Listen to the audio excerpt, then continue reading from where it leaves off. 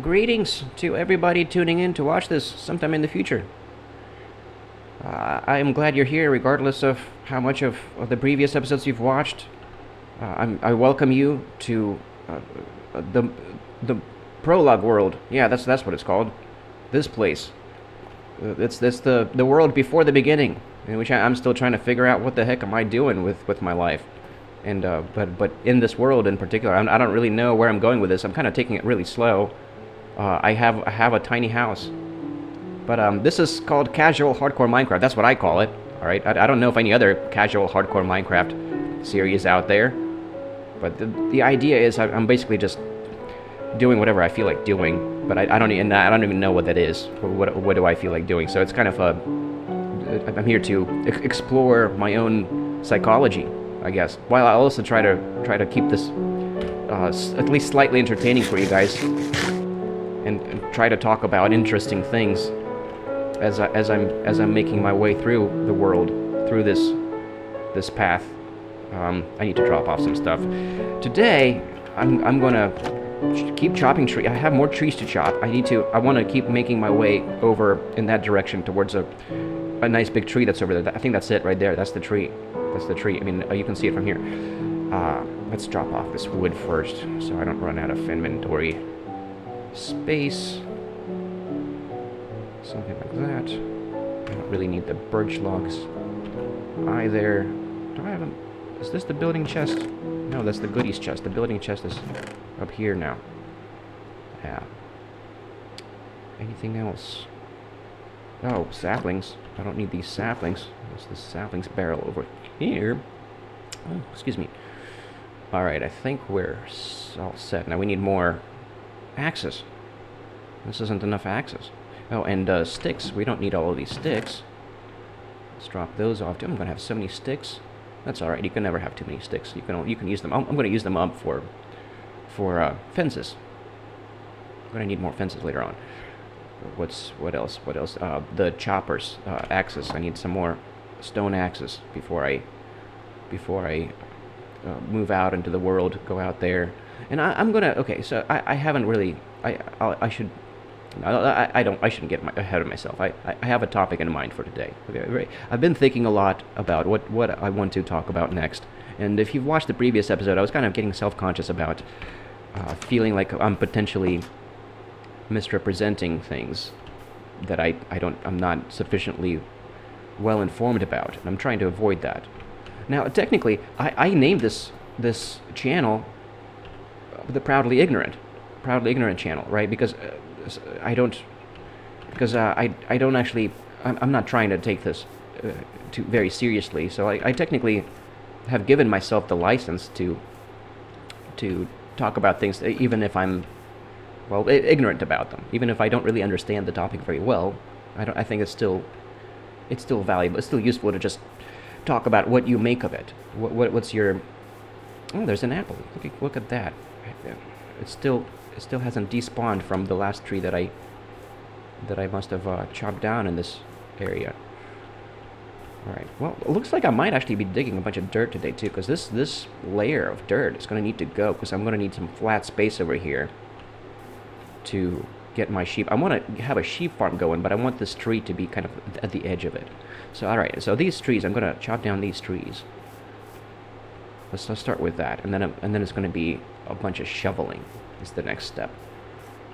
I'm pretty sure I'm close to the cornerstone that's around here, because the fence post that's in the center of the screen right there, that marks the Lee line. This is, I think we're at what, -64. I'm going to have to turn on the interface. Let's look at the interface. Oh, we're at 50 days played. Woot! I survived for 50 days in hardcore Minecraft.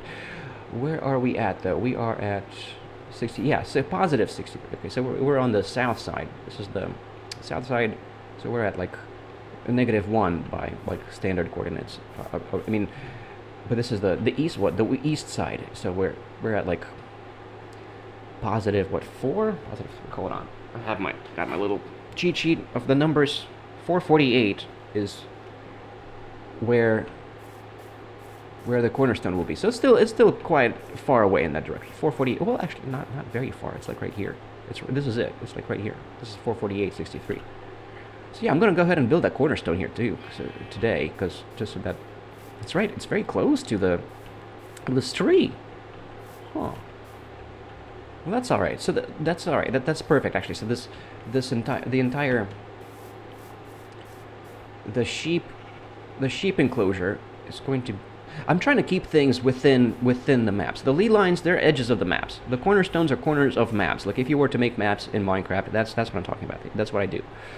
All right. Let's get to chopping and let's get to the topic of the day. I do have a topic in mind today. Today, I'm going to talk about everybody's favorite topic, which is digging dirt. No, I'm just kidding. It's aliens. Aliens is everybody's favorite topic. And then the second favorite topic is paranormal stuff. And to me, these two are just closely intertwined. I think if aliens are a thing, they must have. I'm gonna need a hoe too. This hoe is gonna break. I can feel it. I'm still not sufficiently prepared. That's all right. Let's get. I want to get started. I want to actually do stuff. So these are intertwined, right? Oh yeah, I also wanted to mention about how I think that it's okay for me to talk about things that are my personal conjectures, right? So in the last episode, I kind of got self-conscious about misinforming you guys about stuff, even though this channel is called Proudly Ignorant. I still don't like to feel like I'm misinforming you about things. That still feels wrong to me. So but I do think that it's perfectly fine to talk about what you make of the world, to talk about your own personal thoughts about things. So there's a number of topics that I can do that to, that I can cover, that don't really get talked about very much. That don't really have any, like aliens and paranormal stuff. Like you could talk about that all day because there isn't any certainty about any of that stuff. There's no, like, you wouldn't really be misrepresenting anything if you're just talking about your own speculation about what's going on with aliens, because we don't know.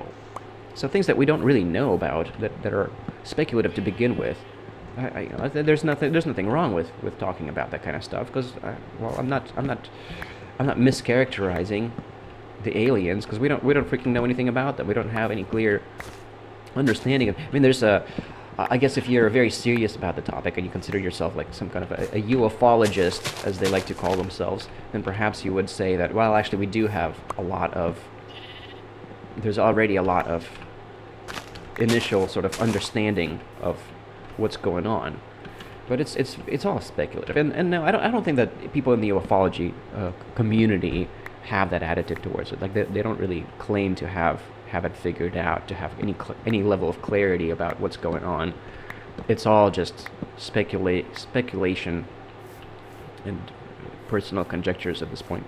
But anyways, I haven't actually even said anything about what do I make of that. What do I have to share in that regard, right? I'm still just introducing things, stuck in the introductory phase, right? Gosh, there's a lot of things that I have to talk about, actually, in this regard, in this direction. I'm not sure how far I'm going to get into this conversation. I have a couple of index cards, with topics that, just to guide me a little bit, to help guide me a little bit. So I'm going to try to avoid being as haphazard as I normally am in these. Although I don't know if there's any escape from that. Like that's just what I get for trying to avoid editing, right? This is organic. What's the word? What's the word that I use? Improvisation. That's right. Or organic improvised content here. All right. So I hope that everybody likes that. All right. So aliens, everybody's favorite topic. What do I think is going on? I think that we live in a Matrix world. I'm kind of on board with that, with the Matrix simulation theory. But I have a nuanced perspective on that. So I think that it's completely inadvertent. Like, I don't think anyone's really running the show. So I think that And I think that there's a deeper reality to the, like, just like in the movie. You know how in the movies, The Matrix, in like the third one at the end, gosh, I guess I could just camp out here. I could just camp out by the tree. I don't have to return to the house. Why am I going back to the house? I'm just gonna camp out right here. Although I did need a stone axe. Do I want to make a crafting table out here? Do I want to pitch a crafting table? I'll figure that out once I actually get to that. I don't want to think about that yet. I don't really want to have an extra crafting table.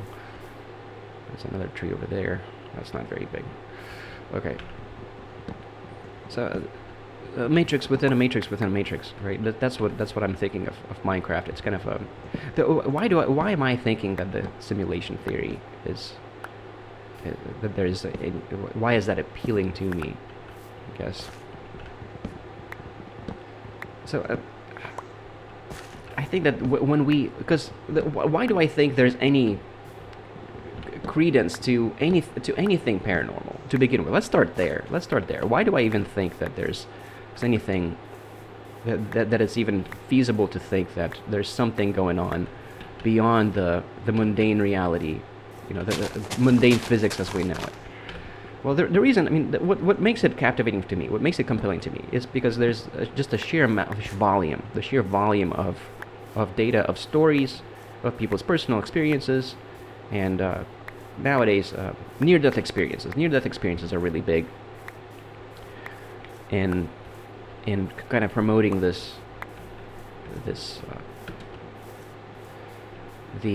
thesis, right, for the existence of something beyond the world as we know it. All right, I think this is enough trees that I chopped, right? Should I just go further and chop these ones down too? I guess I could, just to feel more safe, just to not be worried about things hiding behind these trees, I guess. Yeah, I kind of do want to go ahead and chop these down too. Let's go ahead and do that. Yeah. So I think that the near-death experiences and the hundreds upon hundreds of cases of people's experiences with aliens, but specifically alien abduction stories, and just scary stories of the paranormal in general, I think that does add, to me that's compelling enough. That's enough to make me think that there is something legitimately going on, because a lot of these people are high-profile people that see things that they can't explain, that they know are still real, because they know that they saw something that they can't explain. So yeah, so it makes it seem like there is something going on and I guess how would I define it? So what defines the paranormal to me? To me, the delineating factor is the concept of a disembodied soul. So the idea that there's some kind of an afterlife in which we can leave our bodies and sort of float around and perhaps go to visit other realities that are distinct from what we know, from the physical reality that we're familiar with, that are some kind of a parallel universe, perhaps some kind of ethereal reality out there.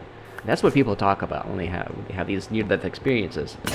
It's kind of like heaven, but not exactly it doesn't necessarily match up with the religious conceptions of heaven, or at least not necessarily. So it does seem like whatever happens after death seem to kind of cater to our belief systems, and religious people do commonly report meeting Jesus or meeting some kind of a godlike figure, whereas the atheists that have near-death experiences report it feeling like it's conceivable to them that it was just their brain running tricks on them, that it was just their brain simulating this false reality, and that there wasn't really anything supernatural to it. So So there's a variation to the story. So why wouldn't that mean that it's all just baloney then? Like if it's not consistent, then why is there? Why do I still think that there's reason to be to not be dismissive, to maintain an open-mindedness about it? Well, okay. So frankly, I had some like astral projection kind of experiences myself, and it feels real when it happens. It feels freaking real, and it's very hard to get over that. And actually, for a long time, I was a skeptic. I was a complete, like, there's no way, nothing paranormal is happening, nothing supernatural is happening. But then some of the recent alien disclosures struck me as compelling, like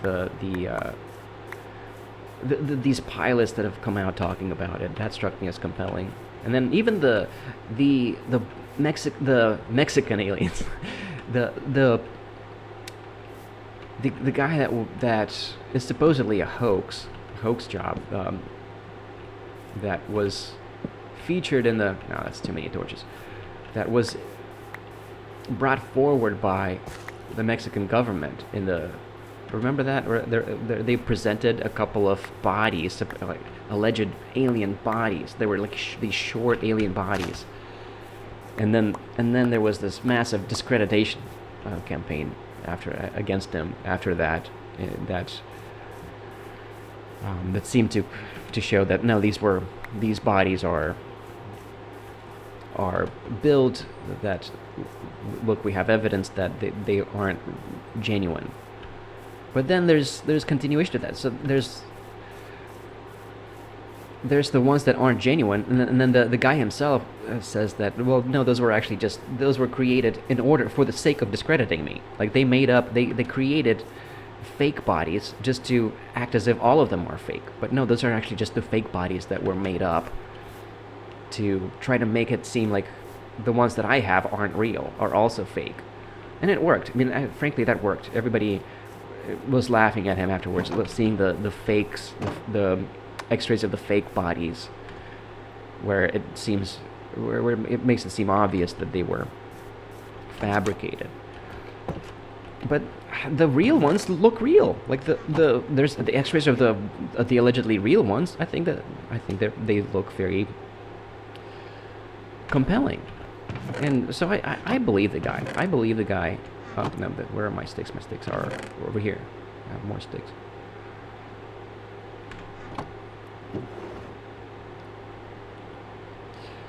I believe the guy. And there's been so many cases. There's hundreds of cases of alien abduction stories, and of near-death experiences in which people come back with information that they didn't previously have.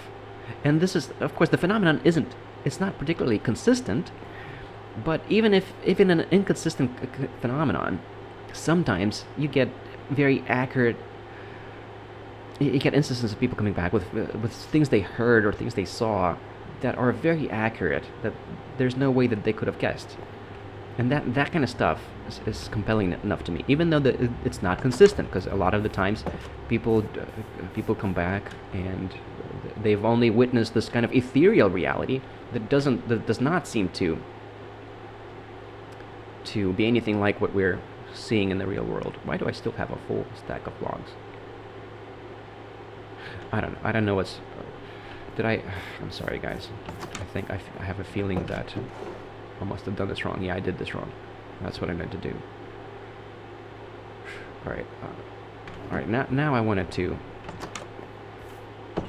create the cornerstone there. It's going to be at 448.64. 448, so I think that's, what, positive... It's plus 4? Yeah, it must be plus 4. But then plus 4 minus 1. So this is going to be still a small cornerstone. The bigger ones, the 4x4 cornerstones are going to be visible from the level 1 maps. The 256 maps. the quarter kilometer maps. The level 0 maps, in which you see every pixel, those are the only ones in which the small ones are going to show up in the corners. So let's go back to the screen again, because I want to see where precisely is it going to be. It's going to be right here. So 447 and 63 is where it's going to appear on that side of the map, and then 448, 64 is where it's going to appear on the other map. So this is where the cornerstone will be. And you should be able to see a wood-colored pixel in the corner of each map that, if you were to make maps going around this cornerstone. And I like to have fence posts facing northwest, so this direction. And the reason I do these cornerstones help me kind of orient myself, keep myself oriented, and they keep. I like how they define the area that I'm working with, or concerned with. So anyways, it's already been 2 freaking days. I only have 1 more day left. I need to put up a fence post here too, just to remind myself that there's a dangerous pit that I can fall in that direction. All right, I need to go home now, because I don't want to sleep out in the rain. I need to sleep out in the rain.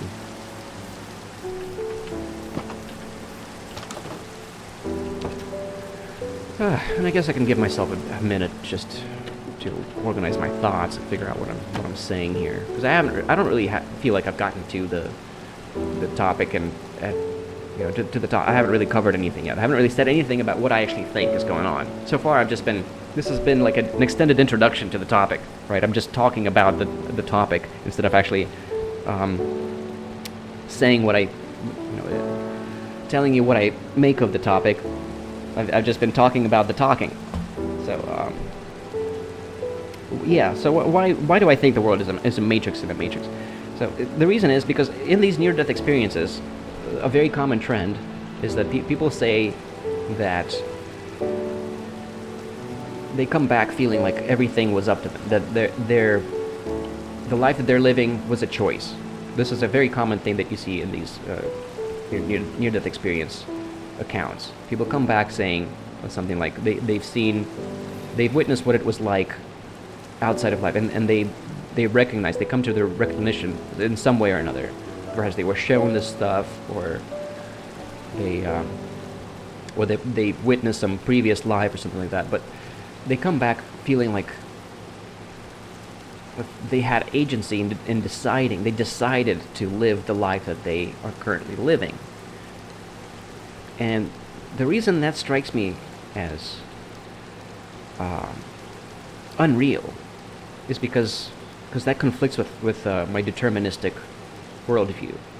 So I have a deterministic worldview. I like to talk about this sometimes too, a lot actually. That's one of my favorite concepts, favorite topics to talk about. But to me, the world is predetermined. It's there's no free will. I don't believe in free will, and that's one of the things that I feel the highest degree of confidence in, because on a logical level, it doesn't make sense to me that you could have that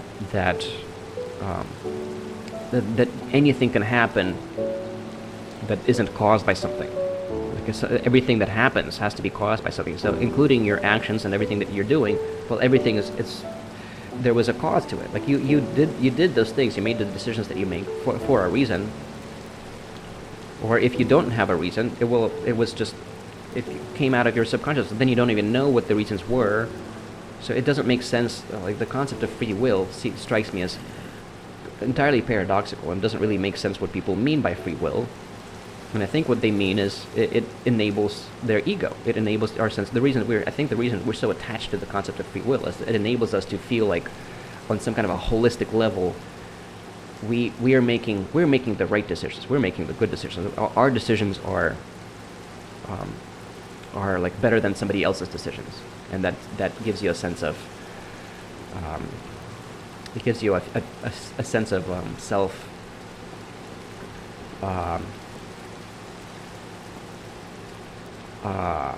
self-worth, I guess, that there is something that you're not, that you couldn't have just been switched, like if you were to just switch bodies, that you would have done something differently than that other person, because it's like soul theory. But the thing is, determinism is not incompatible with soul theory.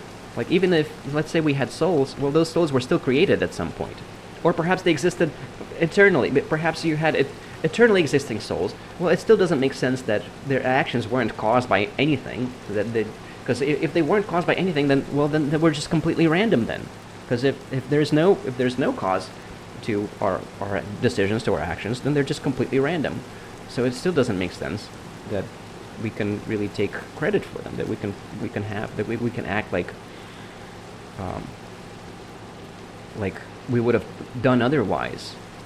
That somebody else would have done otherwise if they were us. Like, no, I think we're just completely interchangeable. And if you were any other person, you would do exactly the same thing that they have done. And this isn't incompatible with soul theory. Like, I'm optimistic. Like, people think that if being a determinist is like the next step in the direction of atheism. That means like you're a hardcore atheist. Like you're so atheistic that you don't even believe in free will. But that's not really the case, because like you don't have to be an atheist to not believe in free will, because free will doesn't make sense even if you're on board with some kind of spirituality.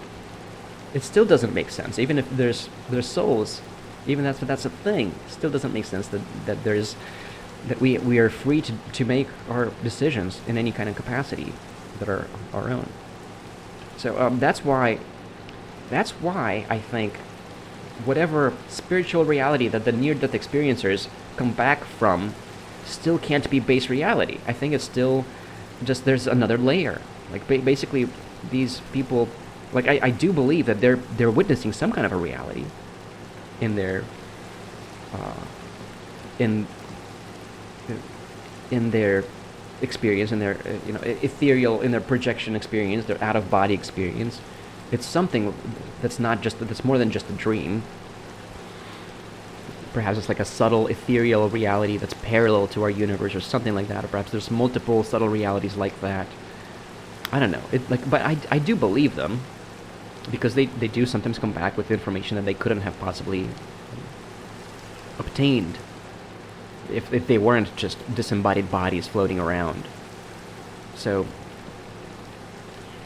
I do think that that's a thing, but I think that there's a deeper base reality underneath that, because they come back with a story that they were shown in some kind of a way that their life, that everything that their existence was chosen by them. It was consensual, and that strikes me as a confirmation of wishful thinking. Like, yeah, we would really like to think that it was consensual, wouldn't we? Because otherwise, it seems. It wouldn't be fair otherwise. Otherwise, it seems like it would be unethical to force people to live through their lives if it wasn't by choice. So, I speculate that the spirit world is trying to hide that reality from us. Because to me, like, there's no way that it doesn't make sense to it. Like, even if we made those decisions, well, they weren't really decisions that we could have made otherwise. So like we make decisions, like decisions are basically outcomes of processes, even in the spirit world. I think that it was just determinism all the way down. And I'm thinking that probably, the reality is probably something like everything that exists is completely inadvertent, including the supernatural reality, including the paranormal reality, including the alien reality. It's just completely inadvertent. And it's also, it would be unethical to end it too. So whoever's in control, or whoever has even the capacity to end it, probably feels like they can't. They have to just sort of do damage control by essentially lying to people, lying to us about the nature of reality when we come back, just to reassure us, just to make us feel like it's like we live in a fair world. But I think it's fundamentally not fair. Like we don't have any choice in anything. And that's just how it happens to be. And I think that what's actually going on, what I think is going on, is that it's kind of like the reason for the simulation. I think it's very similar to what is known as machine learning. An algorithm, like, oh yeah, that's right, I need to make hose. I could have done this at night. You know how with the current conversation about AI development. They keep talking about this is more hosts than I need. I don't actually need this many hosts because I was about to stop chopping trees and switch over to shoveling, wasn't I? Yeah, I was going to do that. I need fence. Next episode, I'm going to actually talk about the gameplay because I need to actually focus on what I'm doing now. But I really wanted to at least break the ice on this topic. Yeah, I'm not going to need these all these tools. I made too many axes and hoes. That's alright. You can never have too many hoes. Oh, sure, that one's about to break. Well, I don't know how soon. That's fine. I'll chop like one more tree down just to break the hoe. Jesus Christ, the freaking zombies. It's that guy. He's wearing a golden helmet, so he's not burning in the sunlight. I'm gonna go kill him real quick. Anything else I need to do? Shovels. I was gonna make a couple of shovels next. Why am I making sticks? I have tons of sticks. They're in here. Jesus Christ. Being overly haphazard here. Let's grab a few sticks. Make a couple of shovels.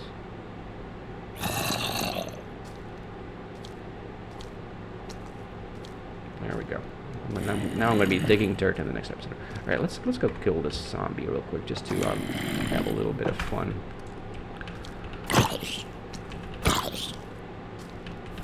Yeah, this isn't even very exciting because he can't hurt me at all while I'm behind the fence.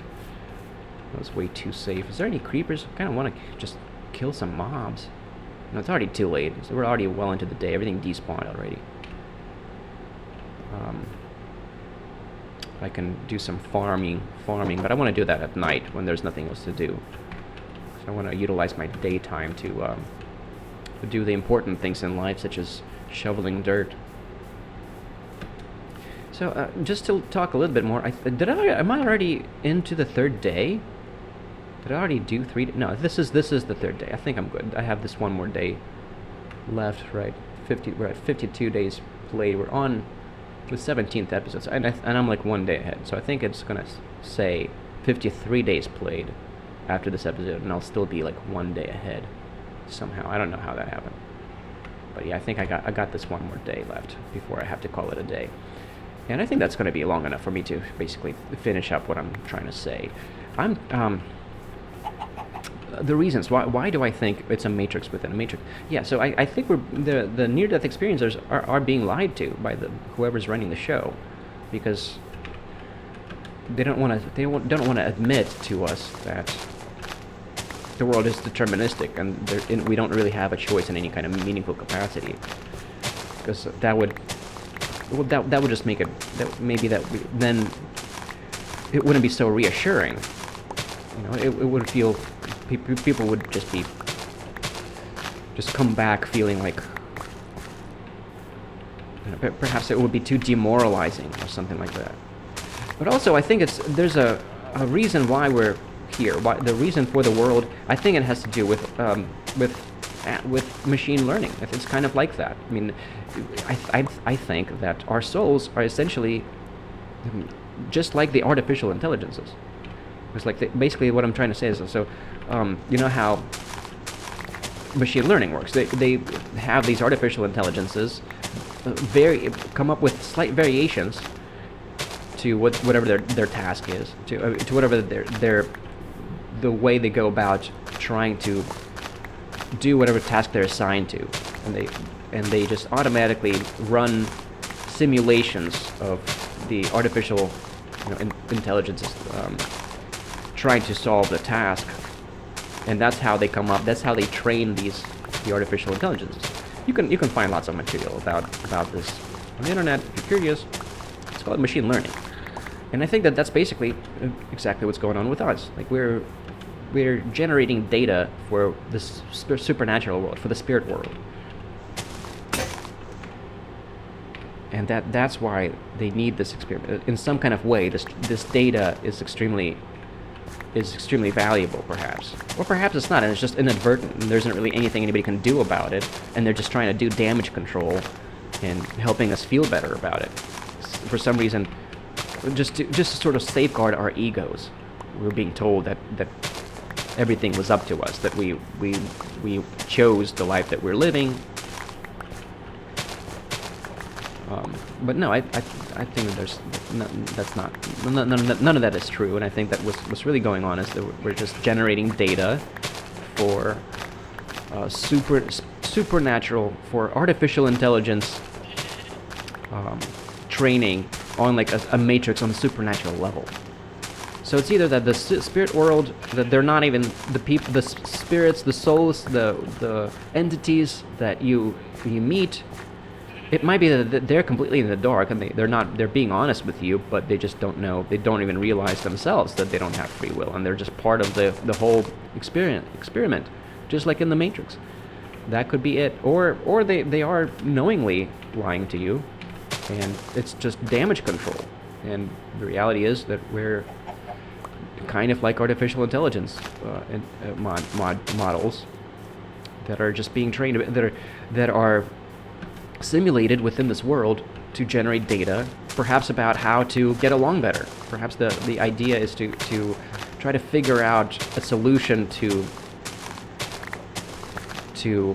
adversarial dynamics or something like that. To how do you get people to coexist peacefully, to be kind to each other within an environment in which you don't have to. The people that aren't being kind to you, the people that are taking the aggressive approach, end up winning out. So that's the thing. Like, we'd all like to be. That's the cynical perspective, right? That's the cynical approach to life. This ultra competitive cynicism that I'm sure everybody's familiar with. That a lot of people subscribe to. Basically, people act like there's no escape from just playing hardball in life. Everywhere, in every manner, in every way. Like everything is just a game of hardball to them. Like they think that if they don't play this hyper competitive game in which they're not really being honest with anybody, it's mutual exploitation is the name of the game. That if you don't do that, then you end up being a loser. You end up losing out on whatever life has to offer. Because people just take advantage of it. Because the people that are being hyper-competitive will exploit your weaknesses just to make them appear to be better than you, or feel like they're better than you, or something like that. So you might as well. So there's no way not to be that way. You have to resort to also participate in this, in the adversarial dynamics, and the I guess the evil nature, just to not lose out, just to remain, just because that's how life is. And there's this Molochian, there's this. Have you guys heard about the Moloch god? I guess the god of adversarial dynamic. Or, I'm not sure what's the best way to present that idea, but the idea that the tragedy of the commons, that if everybody is trying to competitively exploit the world, you end up with the entire world getting destroyed.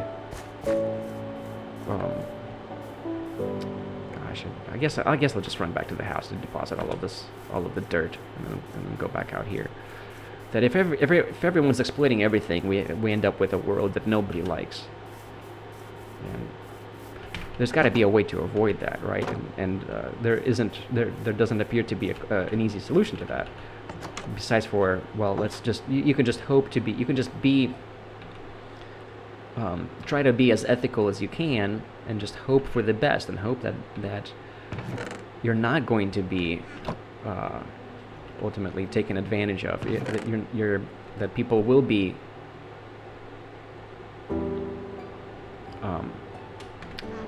will appreciate what your nature, and will work with you.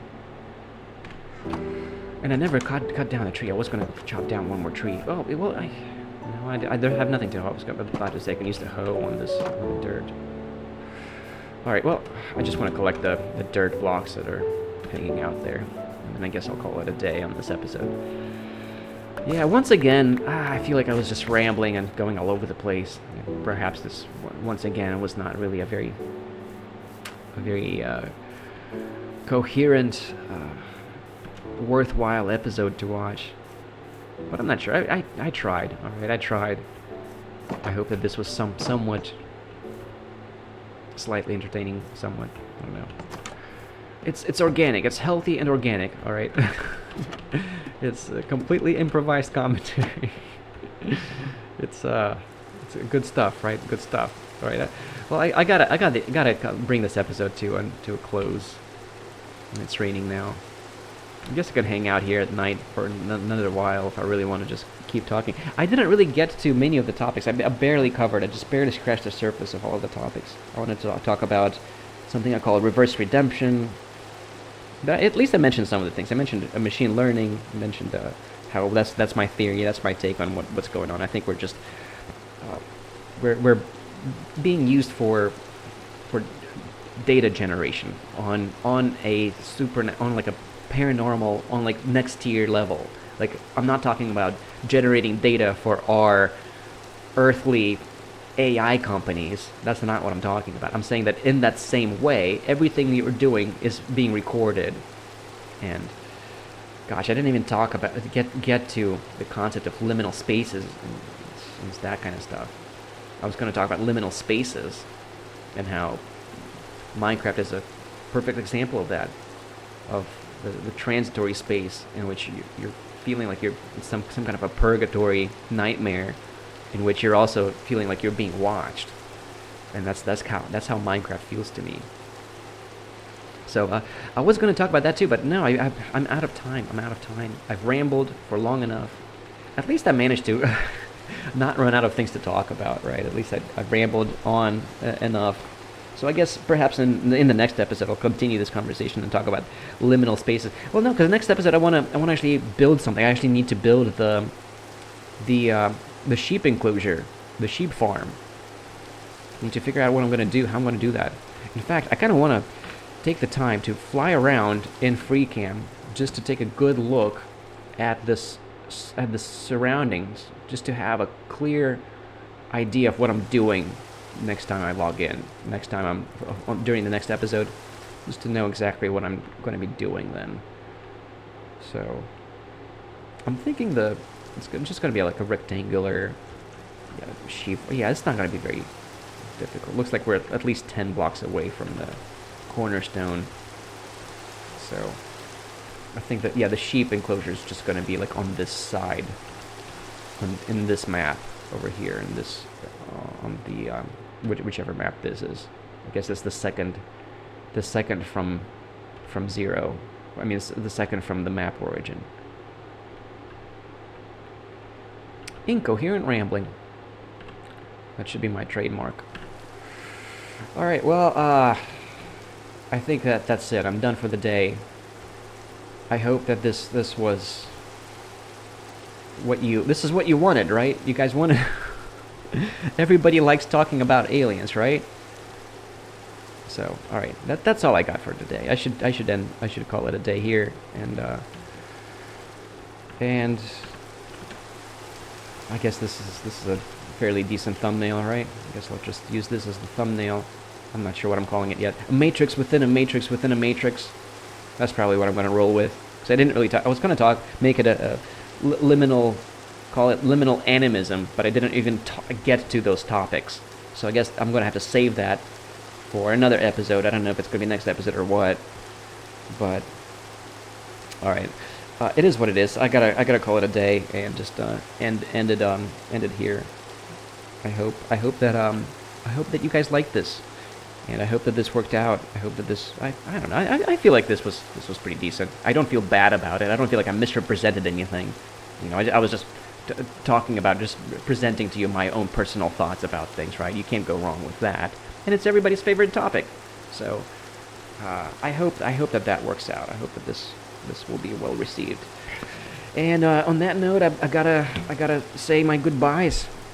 That's it, my friends. thank you very much for bearing with me, and I will see you next time. Chatelet, my fellows. Chatelet.